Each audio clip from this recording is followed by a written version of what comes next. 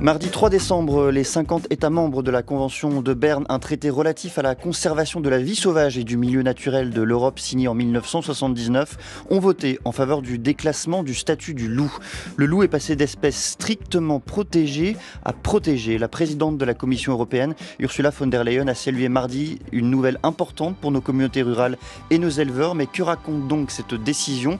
Comment la comprendre ? Quelle place pour le loup dans les sociétés européennes, et faut-il continuer surtout de le protéger? Pour en discuter, pour en débattre même, trois invités. Pauline Briand, bonsoir. Bonsoir. Vous êtes journaliste et autrice spécialiste des enjeux relatifs à la biodiversité et au vivant. Vous faites paraître Le Loup de Valberg aux éditions Goutte d'Or. Avec nous également et à distance, Michèle Baudouin, bonsoir.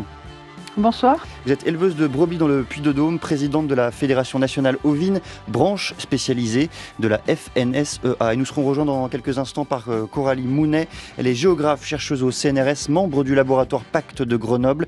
Elle travaille sur les interactions entre humains et animaux sauvages avec la géographe Edith Chezelle et le photographe Pierre Witt. Elle a signé Habiter avec les loups, récit d'enquête en belle donne, paru aux éditions Libelle. C'était en septembre 2024. Merci à tous les trois, à eux trois, d'être présents ce soir dans Question du soir.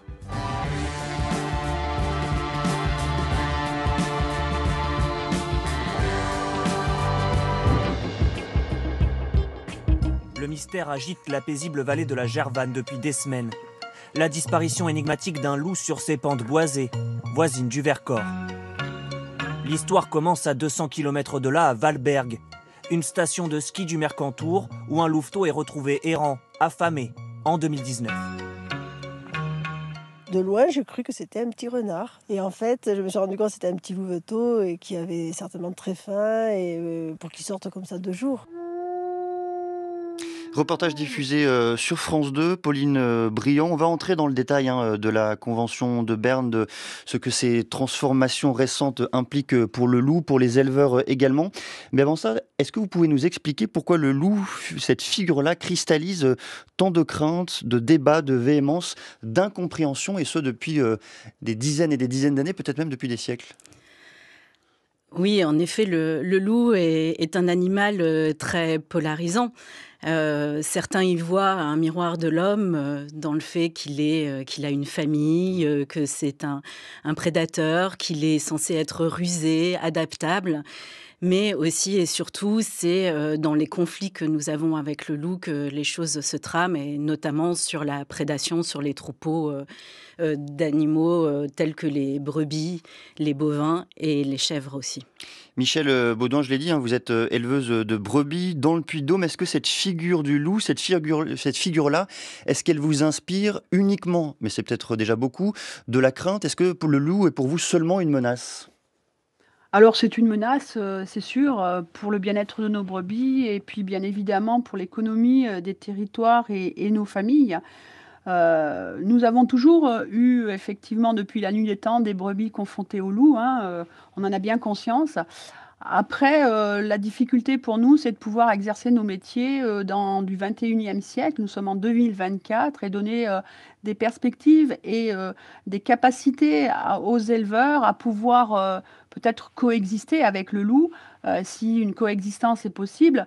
Et c'est vrai que pour nous, cette première démarche de reconnaître qu'il y a une difficulté majeure pour, l'élevage ovin particulièrement, parce que ce sont d'abord et avant tout les premières victimes, même si effectivement les chèvres, les vaches, parfois, les chevaux et bien souvent les chiens de protection sont effectivement décimés par le loup.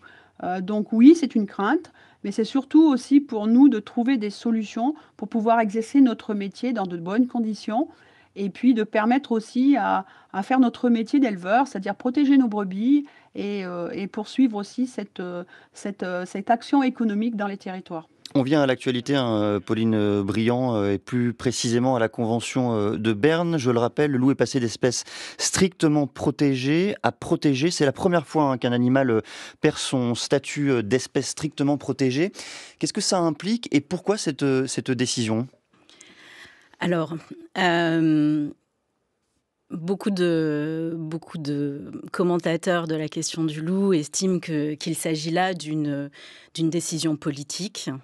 plus que basé, on va dire, sur des résultats scientifiques.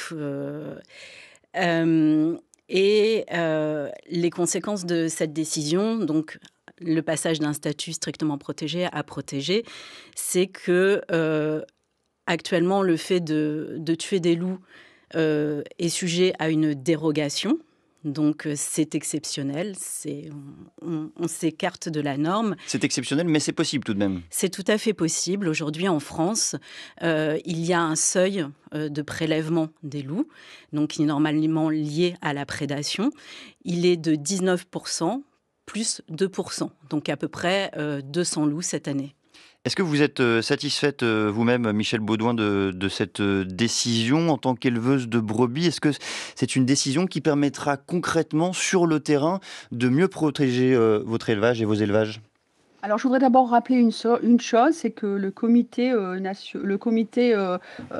permanent de la Convention de Berne a donc a mis un avis favorable pour le déclassement de loups, donc strictement protégés à protéger, mais qu'il nous faut transposer ce droit-là en droit européen. Et le droit européen, c'est la directive Habitat. Donc, il y a encore un peu de chemin à faire pour pouvoir réguler le loup. Je pense que nous, les éleveurs, on n'est pas sur de vouloir éradiquer le loup ou de vouloir absolument aller à la chasse au loup. C'est pas le sujet. Le sujet, c'est de défendre les brebis, de pouvoir exercer nos métiers et de protéger les brebis. Et du coup, si on peut transposer cette approbation du comité permanent de la Convention de Berne en droit européen, nous permettre de gérer les dérogations comme nous les utilisons aujourd'hui en France, et seulement en France, parce qu'il n'y a pas beaucoup d'États membres qui ont ces possibilités-là, de pouvoir le gérer, de pouvoir réguler. Et je pense que c'est surtout sur la régulation, parce que vous voyez que depuis 2019, en population estimée, et qui fait référence à ce que votre Madame Briand dit, effectivement, la population de loups estimée a quand même doublé. En 2019, nous avions une population estimée à plus de 530 loups et nous avons plus de 1000 loups en 2023 et nous aurons peut-être un chiffre très rapidement puisqu'il y a un comité national loup la semaine prochaine à Lyon pour savoir combien il y en avait en 2024. En fait, moi, ce que nous pensons, nous les éleveurs, c'est que nous cherchons juste à pouvoir réguler pour assurer la protection de nos brebis et pouvoir permettre à travailler dans de bonnes conditions. Parce que nous sommes soumis aussi à de la réglementation, notamment sur le bien-être animal. Et nos brebis, quand elles sont attaquées, parce que le loup, en fait, son cheminement, c'est que depuis plus de 30 ans, et finalement la Convention de Berne est une vraie, et c'est quand même quelque chose de très très positif, c'est une vraie réussite, a réussi à développer le loup dans toute l'Europe. Et cette reconnaissance de dire aujourd'hui on le déclasse de strictement protégé à protégé montre aussi que les communautés européennes, et voire plus, puisque là on est sur plus de 50 États qui avaient signé la Convention de Berne, il y a une reconnaissance pour les populations rurales d'une dangerosité potentielle. J'ajoute qu'aujourd'hui à France 2 et à France Info, il y a eu un reportage à Bornes-les-Mimosas avec des attaques sur brebis, bien sûr, mais près d'une école et puis près d'un collège. Et là on voit bien que le loup, il a peur de plus rien puisqu'il est strictement protégé. Et faire en sorte qu'il soit juste protégé permettra peut-être de mieux réguler, de lui apprendre à avoir peur de l'homme et nous permettre peut-être de coexister. En quelques mots tout de même, Coralie Mounet, comment est-ce que vous réagissez lorsque vous entendez que cette décision-là n'est pas nécessairement fondée sur la science? Pardon, Michèle Beaudoin, c'est à vous que je m'adresse, pardonnez-moi. Que cette décision-là n'est pas forcément fondée sur la science, sur les résultats scientifiques, mais c'est d'abord et avant tout une décision politique. On a beaucoup lu, beaucoup entendu également que c'était d'abord les éleveurs qui avaient poussé à la prise de cette décision et que c'était aussi le fruit de nouveaux équilibres au Parlement européen par la présence notamment importante du PPE et de l'extrême droite dans ce nouveau Parlement, parce que ce sont des sujets importants pour cette partie-là du spectre politique. Moi, je pense que je ne veux pas faire de politique et je ne veux pas commenter ce qui vient d'être dit, parce que nous, les éleveurs, ce n'est pas notre sujet. Notre sujet, c'est de protéger les troupeaux et de protéger les troupeaux de brebis. quand on a des chiffres qui doublent par rapport à la présence de loups, quand on met en place des mesures de prévention comme il y a, ou de protection comme on a en France, et que les chiffres sont exponentiels. Juste pour vous dire qu'en termes d'argent, en 2018, nous étions sur les moyens de protection à 24 millions d'euros, et en 2003, nous sommes à 36 millions. On voit bien qu'il y a eu de plus en plus de moyens de protection et d'argent qui est mis en place pour une inefficacité dans le nombre de départements prédatés, puisque aujourd'hui, nous en avons plus de 58. Alors qu'on nous en avions, par exemple, il y a 3 ans, en 45, en 2021, la Bretagne est touchée. Et c'est aussi sur les attaques constatées.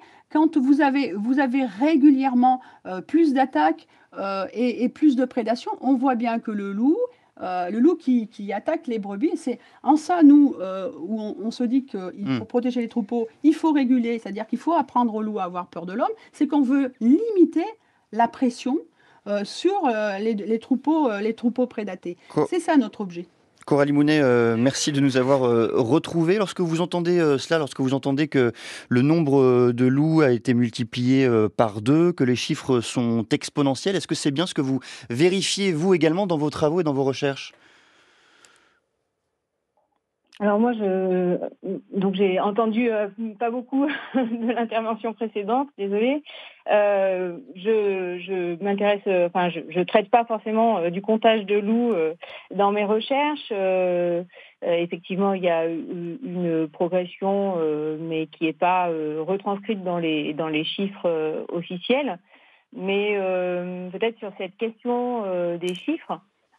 C'est la manière dont je pourrais répondre sur cette question des chiffres, c'est que c'est quelque chose qui est vraiment central aujourd'hui dans la manière de gérer la problématique et ce dossier-là.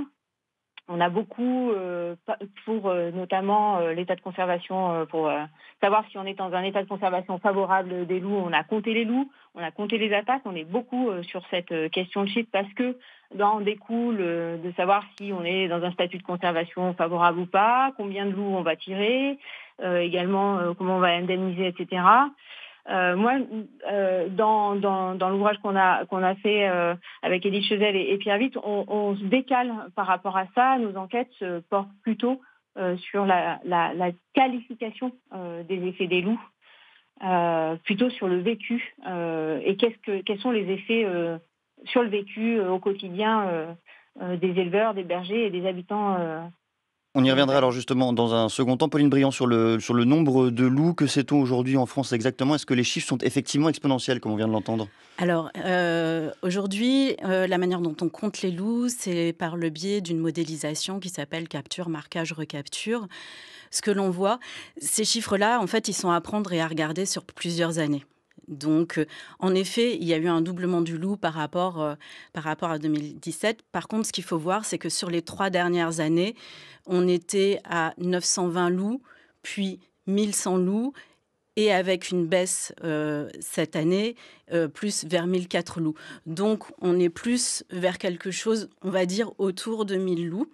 Ce qui laisserait penser que le fait d'avoir augmenté les prélèvements, les tirs de prélèvement,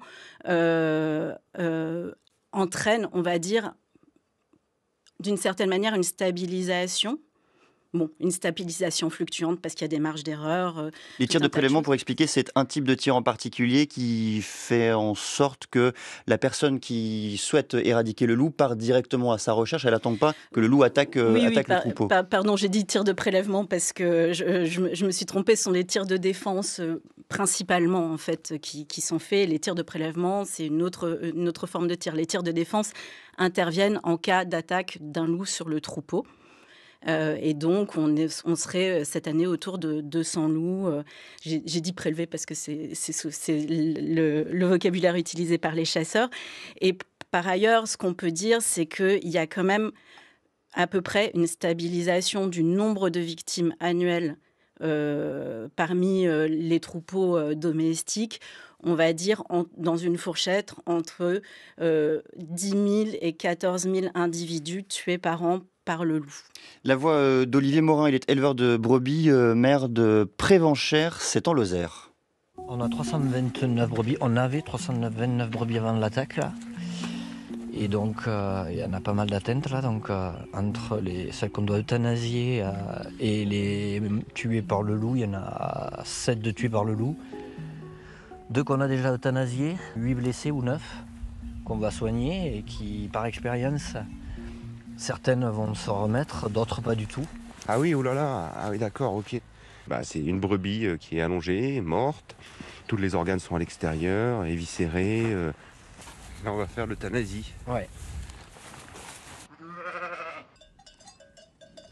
Coralie Mounet, est-ce qu'elle est même possible, cette cohabitation entre la population ovine et entre les loups? C'est quelque chose qui ne pourra jamais fondamentalement se résoudre et on sera toujours dans de l'ajustement continu? En fait, on est toujours effectivement dans des ajustements. On est dans une coadaptation entre les humains et les loups.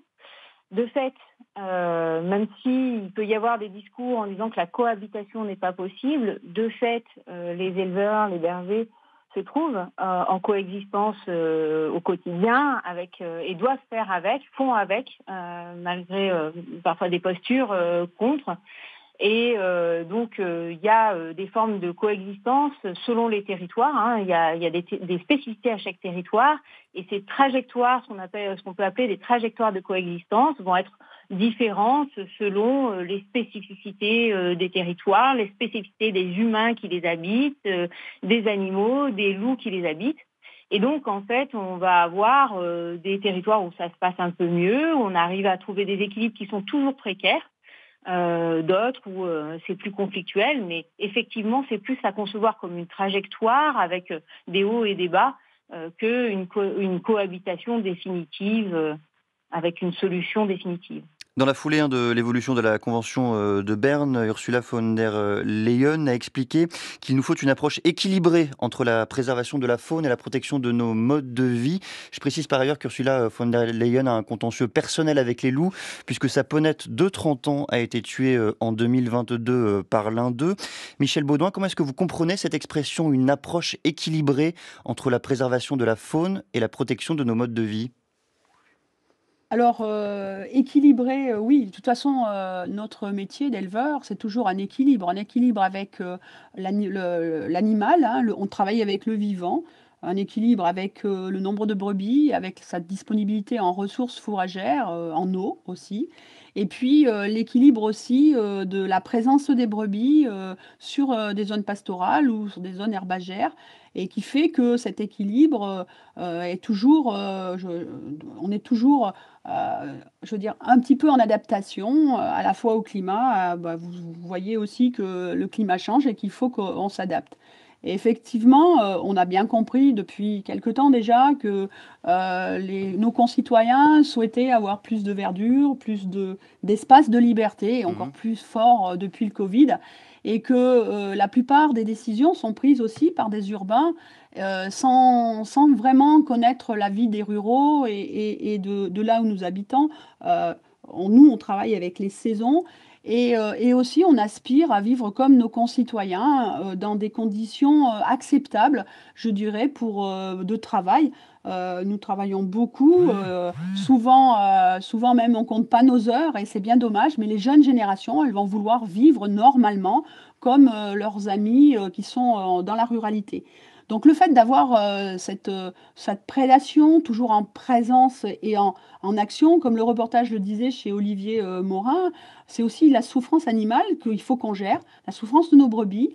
C'est aussi cette pression psychologique d'être à la maison et puis de se dire, bah tiens, il y a du brouillard, ou le chien de protection a jappé, je me lève pour voir. Vous voyez, il faut que ça soit vivable aussi. Et quand on parle d'adaptation, eh bien, il faut considérer aussi que les éleveurs de brebis, les bergers, ils ont besoin aussi de cette stabilité, de cette sécurité, et qu'ils méritent aussi cette stabilité. Et c'est pour ça aussi que nous, ce qu'on dit à la FNO, que cette coexistence, si elle doit s'opérer, il faut aussi mesurer les conséquences de l'abandon de certains, de la pression psychologique qui est énorme aussi par rapport à ce qu'on vient vous arracher, c'est-à-dire se lever le matin et après le déjeuner, trouver des brebis qu'il nous faut achever.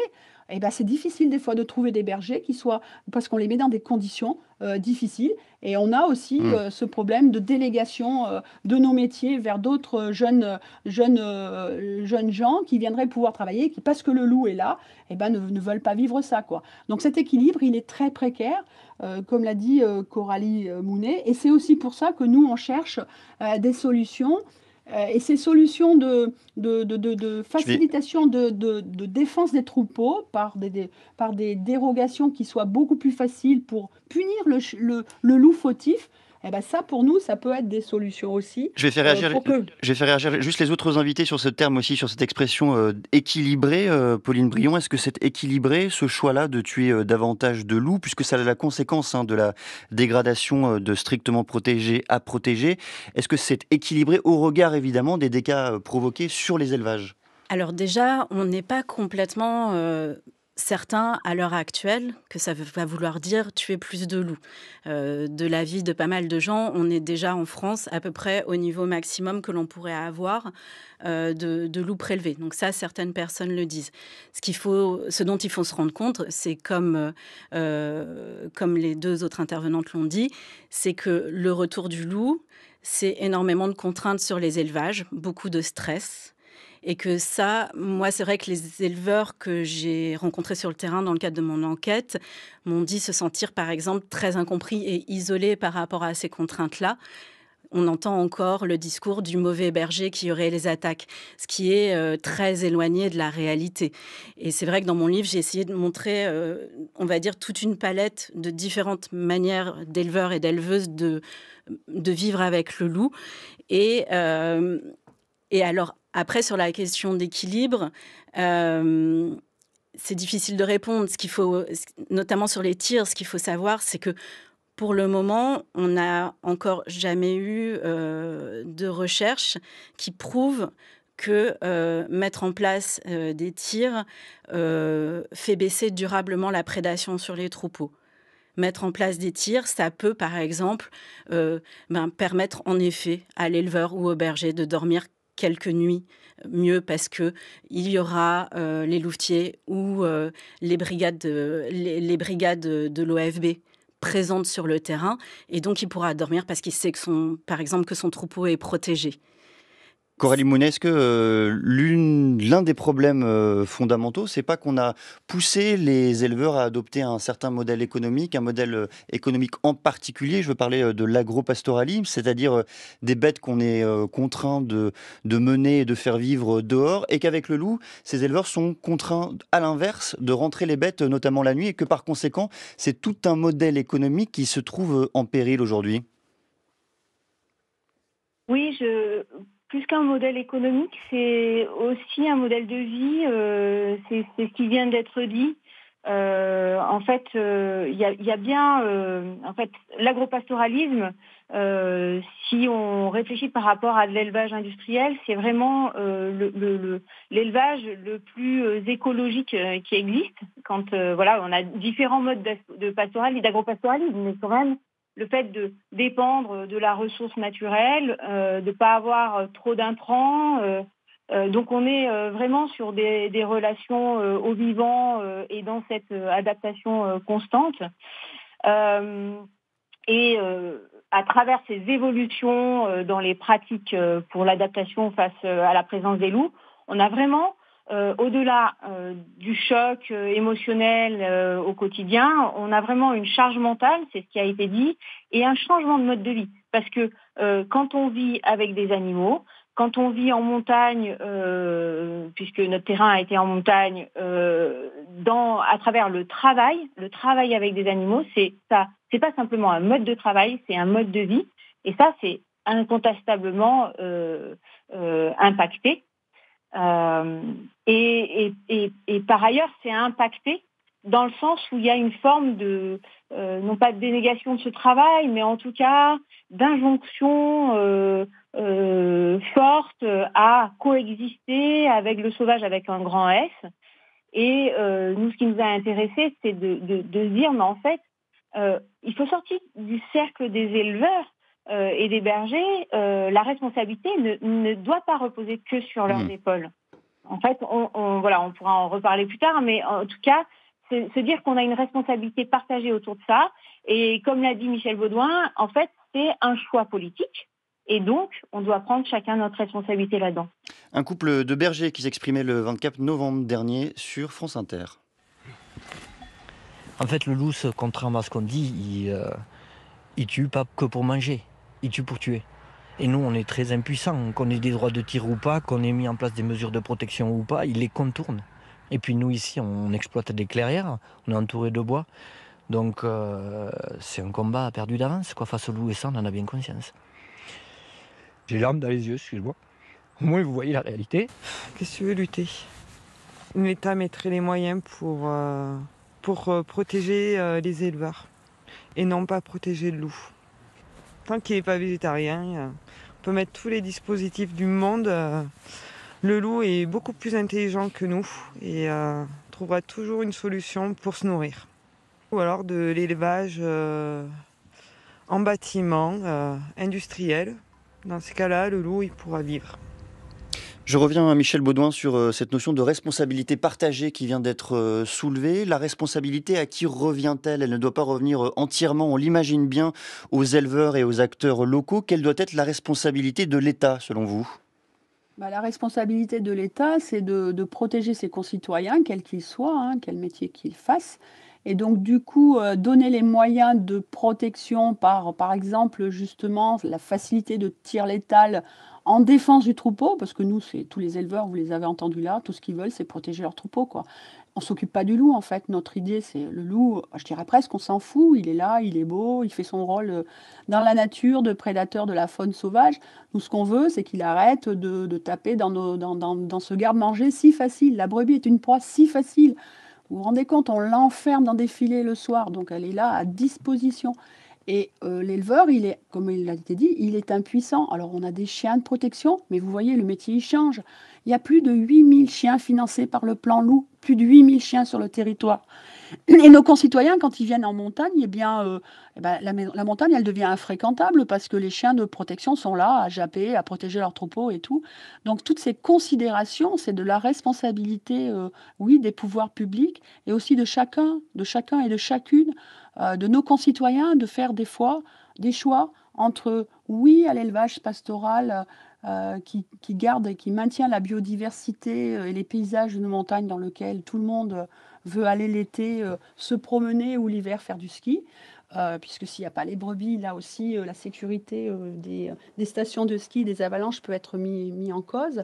Et c'est vraiment notre responsabilité à tous de préserver un métier séculaire en le protégeant de ce loup qui aujourd'hui est toujours impuni et strictement protégé. Donc du coup, voilà, nous, ce qu'on cherche à faire, c'est de réguler les loups fautifs, simplement. Est-ce que vous estimez, vous, Pauline Briand, que l'État joue son rôle, c'est-à-dire qu'il permet à la fois la préservation d'une espèce, le loup, tout en protégeant les bergers, leur travail, leurs troupeaux?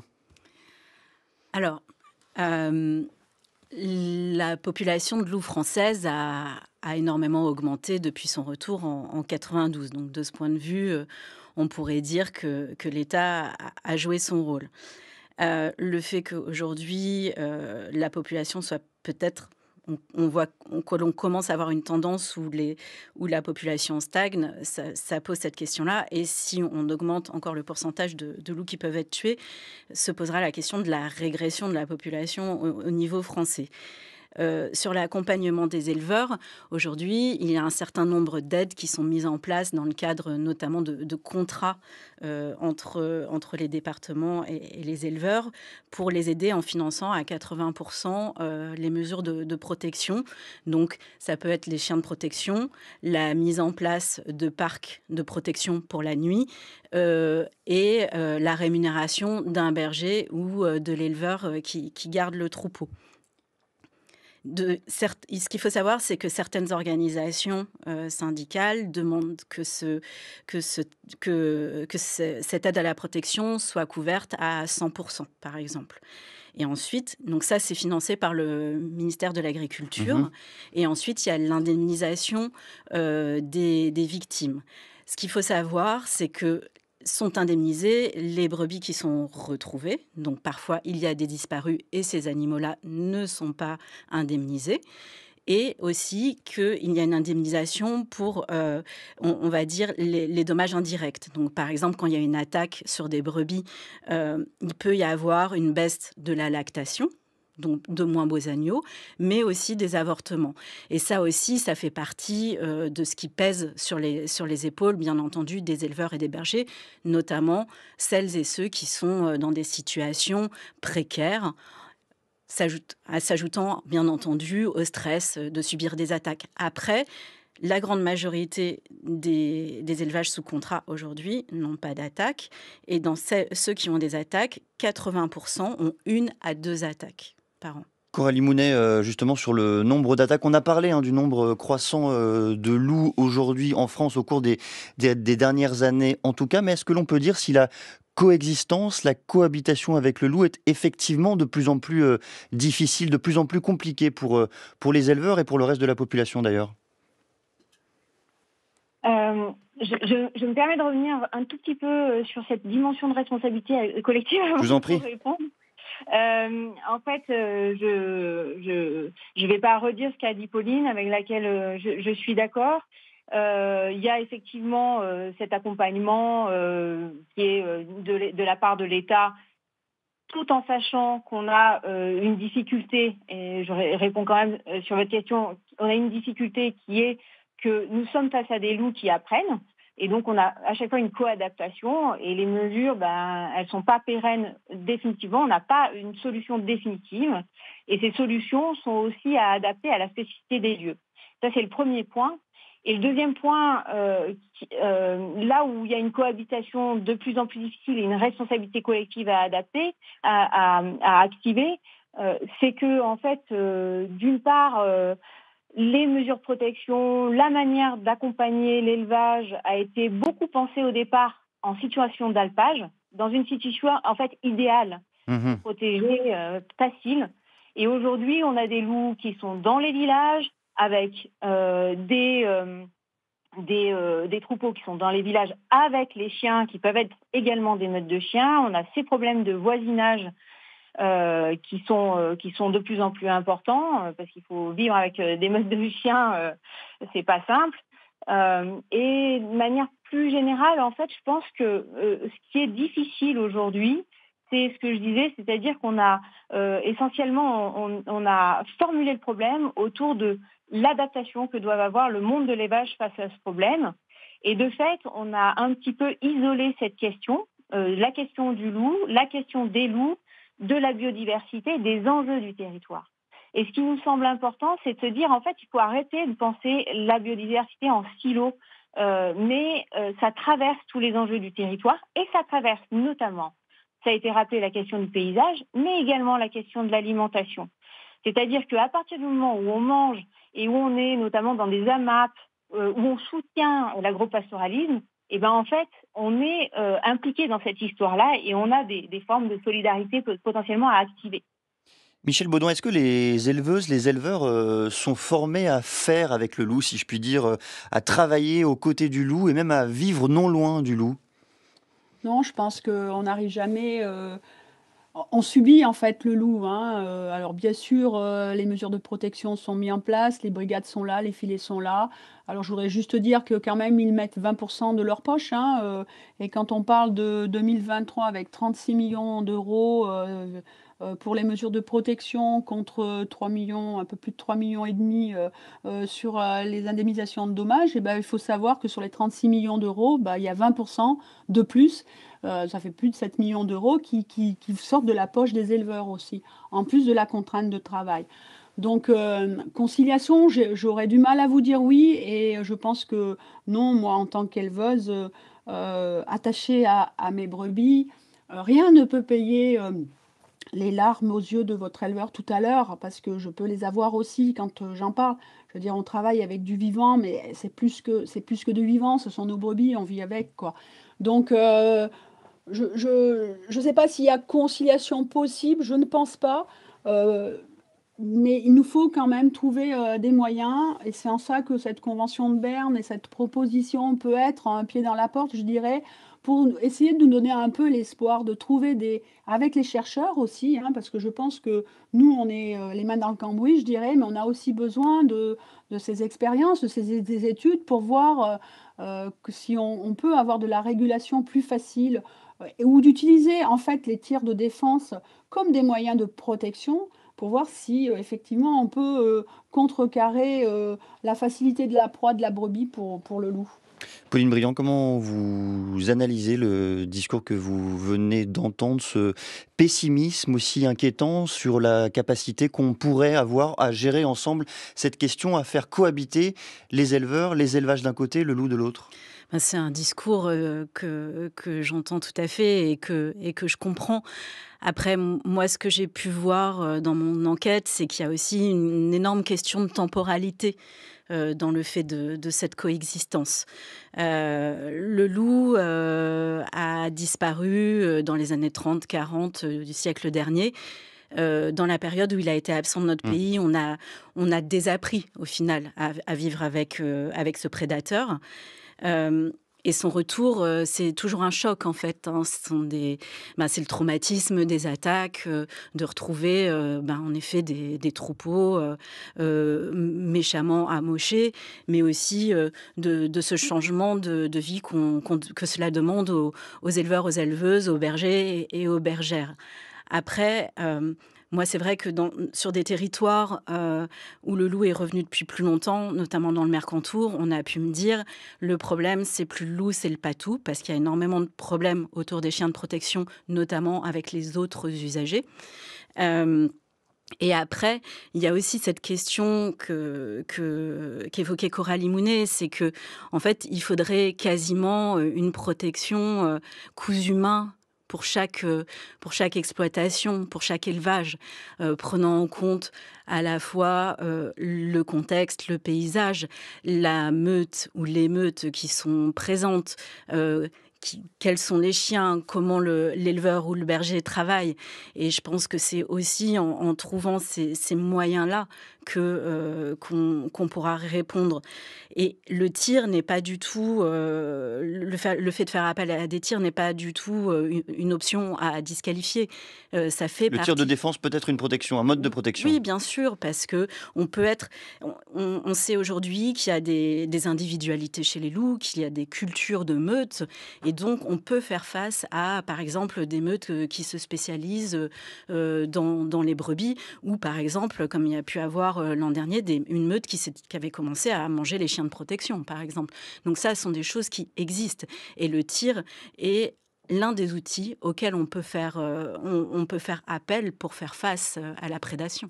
Merci beaucoup à toutes les trois de cette discussion sur le loup. Faut-il continuer de protéger le loup? C'est la question qu'on s'est posée ensemble. Pauline Briand, je rappelle que vous êtes journaliste, autrice spécialiste des enjeux relatifs à la biodiversité et au vivant. Vous avez fait paraître Le loup de Valberg aux éditions Goutte d'Or. Coralie Mounet, vous êtes géographe, chercheuse au CNRS, membre du laboratoire Pacte de Grenoble.